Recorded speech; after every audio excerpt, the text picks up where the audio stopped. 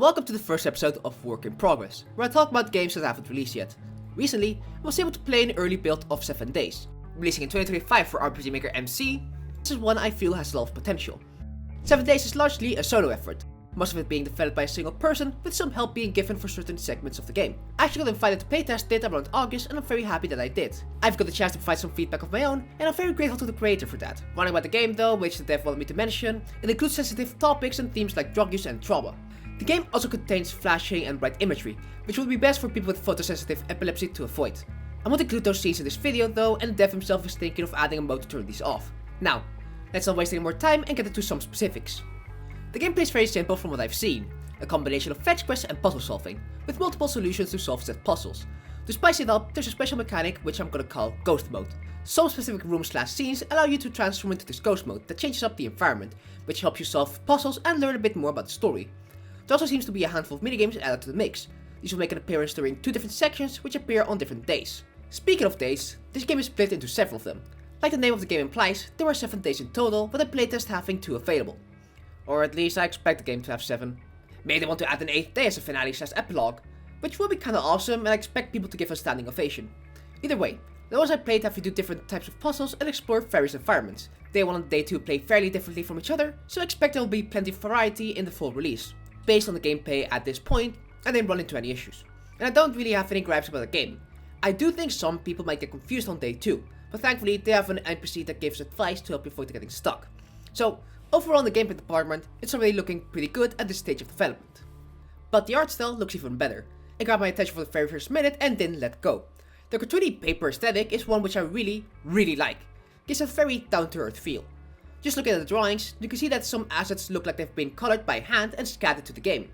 For example, the text box has some blank streaks in the mix, as if it was colored in with a physical crayon, and some of the backgrounds are watercolor paintings. The way the UI and the game in general are presented is what I'm personally a big fan of, and you can tell there was so much love put into it with all the little details, like how every sprite and cutscene cycle through 2 different versions.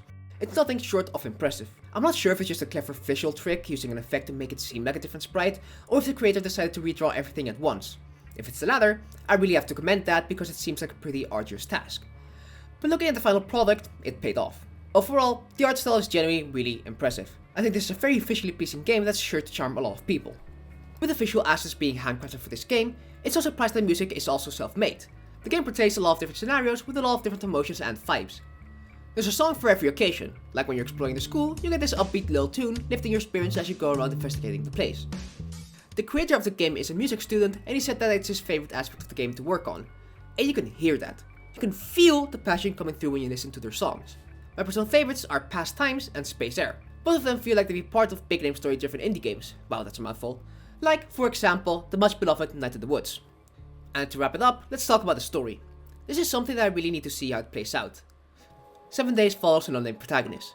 For his introduction, we get the sense that this is someone who is currently lost in life.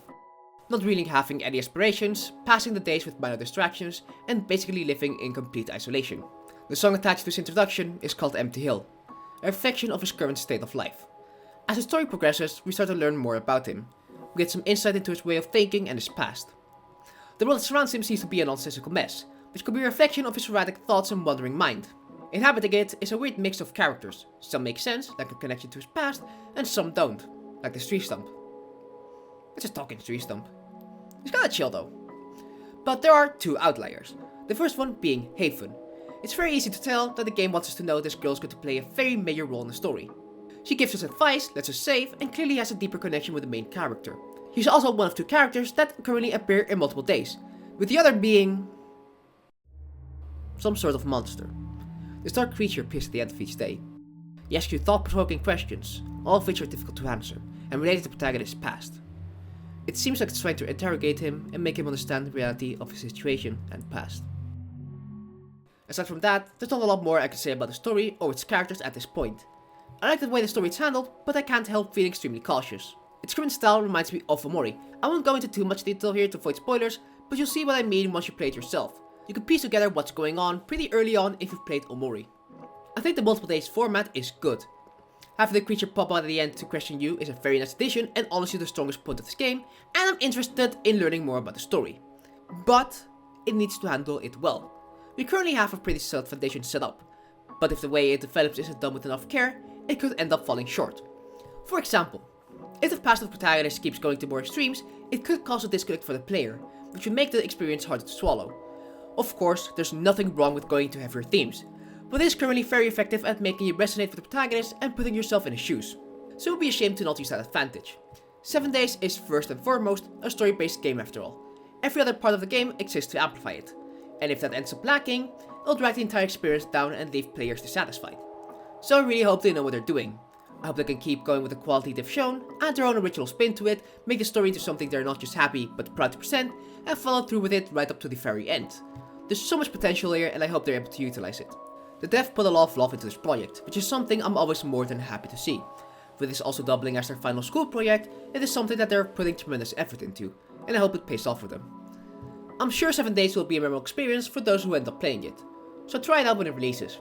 I think those of you who enjoyed this aesthetic or this type of character-driven story will definitely have a great time. You can follow the creator's social media for more information, which I'll link in the description below. And that's where I'm going to conclude this video. I'll be covering 7 Days again once it's fully released. If any creators are interested in me checking out their project and want me to give them feedback, feel free to reach out to me on Twitter. I'm currently in a pretty turbulent situation, so uploads may be less frequent, but I'll try to get out what I can. Thank you for listening to me babble about RPGMaker games. I hope to be alive to rant once more. See ya!